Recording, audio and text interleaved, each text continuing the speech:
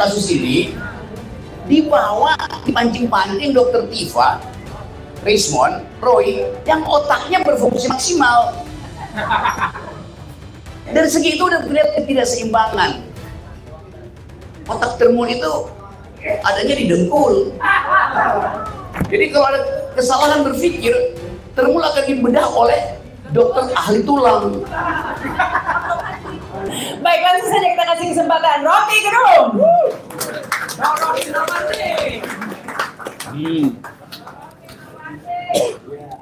No Rismond, no omon-omon. No Rismond, no kemon itu.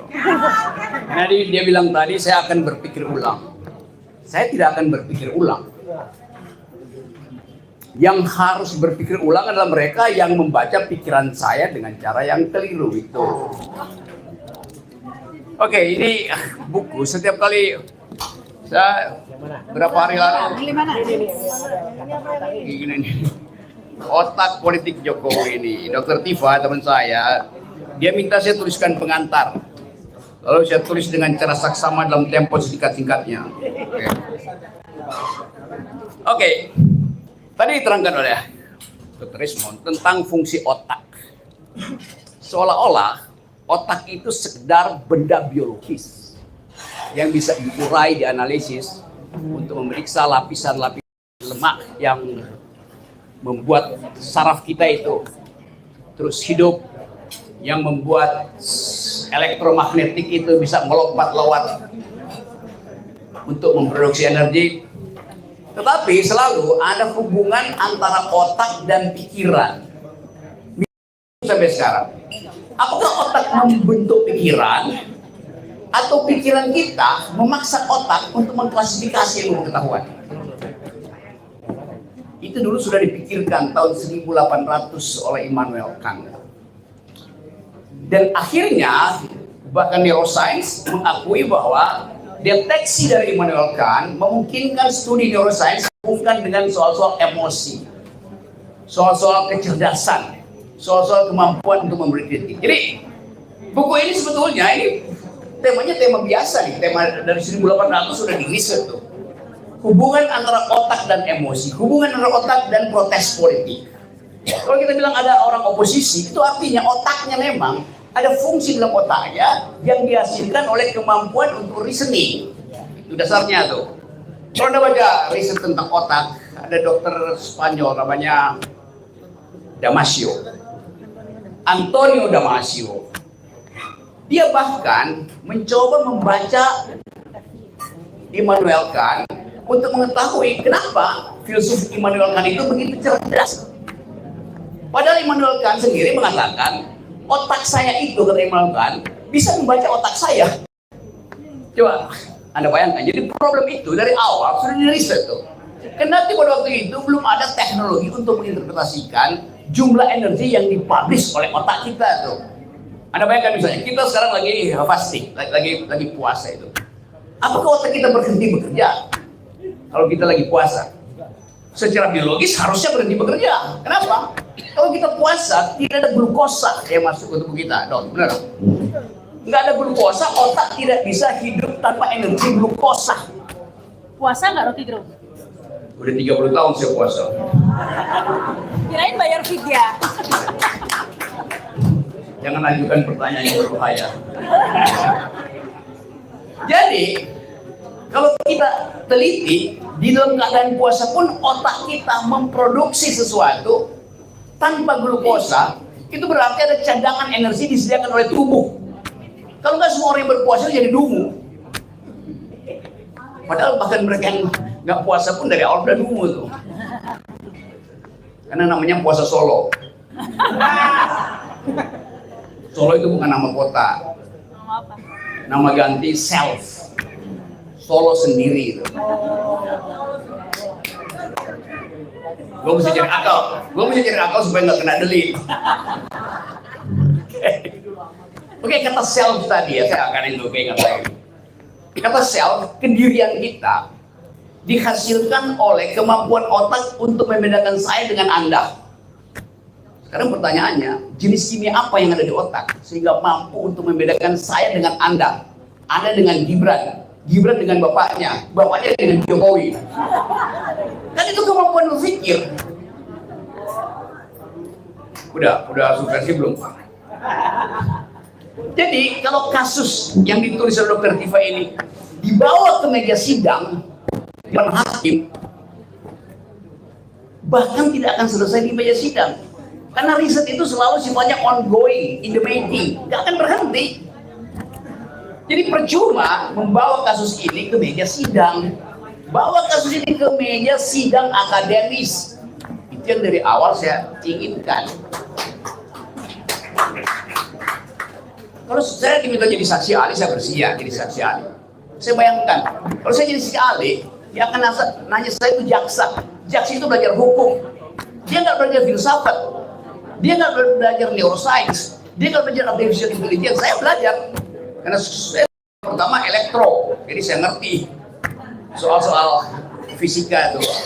Pola kedua saya economics, saya ngerti tentang efisiensi otak. Otak itu bekerja seperti seorang homo economicus, mencari hal yang menguntungkan dan menghilangkan hal yang membuat otak nggak bekerja tuh. Itu prinsip ekonomi. Otak bekerja secara ekonomis. Jadi gobloknya, bukan gobloknya, tololnya kasus kalah, dungunya kasus ini dibawa, dipancing-pancing Dr. Tifa, Rismon, Roy, yang otaknya berfungsi maksimal. Dari segi itu udah terlihat ketidakseimbangan. Otak termun itu adanya di dengkul. Jadi kalau ada kesalahan berpikir, termul akan dibedah oleh dokter ahli tulang. Ortopedi ya? Jadi teman-teman semua, kita ingin pastikan, kita mulai dengan tradisi bahwa semua dalil akademis dibantah secara akademis. Perbantahan akademis itu, perbantahan akademis isinya dalil-dalil, bukan pasal KUHP. Jadi teman-teman, saya dari awal saya anggap ini persidangan yang ngaco. Apalagi kalau kita terangkan, memang yang dituntut apa? Ijazah Jokowi bukan. Siapa yang nuntut Jokowi buktikan ijazahnya? Jokowi bisa bilang, ya saya palsu, ada soal. Tapi saya kan bisa jadi presiden tanpa ijazah UGM. Dia lulusan SMA. Tapi justru di situ problemnya, kenapa dia nggak pakai ijazah SMA? Kan gue gaya-gayaan. Itu soalnya. Jadi Jokowi dituntut bukan karena ijazahnya palsu, tapi karena dia berbohong punya ijazah asli. Anda tahu skandalnya Bill Clinton? Dia di-impeach atas peristiwa Monica Lewinsky. Karena ternyata terbukti dalam persidangan ada kohabitasi antara Bill Clinton dengan staf khususnya, seorang perempuan. Terjadi hubungan seksual. Maka Clinton dihukum karena terjadi hubungan seksual. Benar nggak? Enggak. Salah. Dia dihukum karena berbohong. Dia bilang nggak ada, ternyata ada. Jadi soal moral itu nggak ada urusan dengan kita. Tetapi berbohong itu adalah masalah hukum. Anggap ya.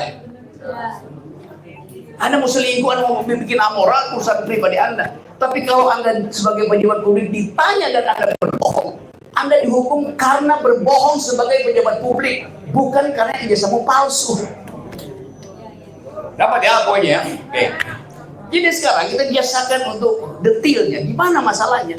Karena dia pejabat publik berbohong pada publik. Kalau dia biasa berbohong, itu cuma dihukum di akhirat.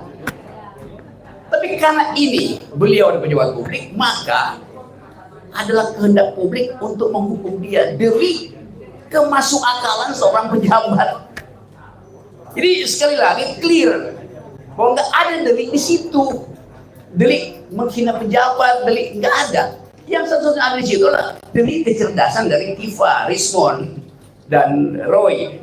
Nah, sekarang masalahnya kalau orang cerdas, memang itu pidana. Justru yang harus dipidana yang gitu. Dipidana oleh siapa? Dipidana oleh Allah Subhanahu wa Ta'ala di akhirat. Kenapa? Manusia diperintahkan untuk berpikir, apalagi pejabat publik harus hidup dalam kejujuran, amar ma'ruf nahi mungkar. Tugasnya siapa tuh? Rakyat harus amar ma'ruf nahi mungkar? Enggak. Yang mampu untuk melakukan kemungkaran adalah pejabat, maka dia yang akan didatangi amar ma'ruf nahi mungkarnya. Jadi simple logics yang tidak dibiasakan didebatkan di talk show oleh Termul. Termul nggak mampu berdebat di talk show. Akibatnya apa? Pak Jokowi tersiksa secara psikologi karena dia agen-agen dia itu dungu.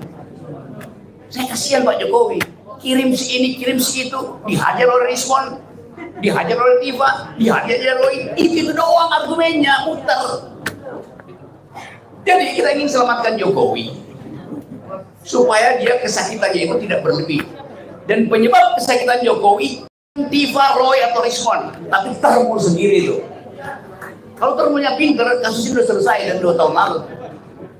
Tapi Termul juga berpikir, kita jangan jadi pinter, biarin jadi dungu, supaya amplop Jokowi jalan terus. Kan jahat kan? Jadi Termul itu jahat in optima forma. Buku ini jujur in optima forma. Terima kasih.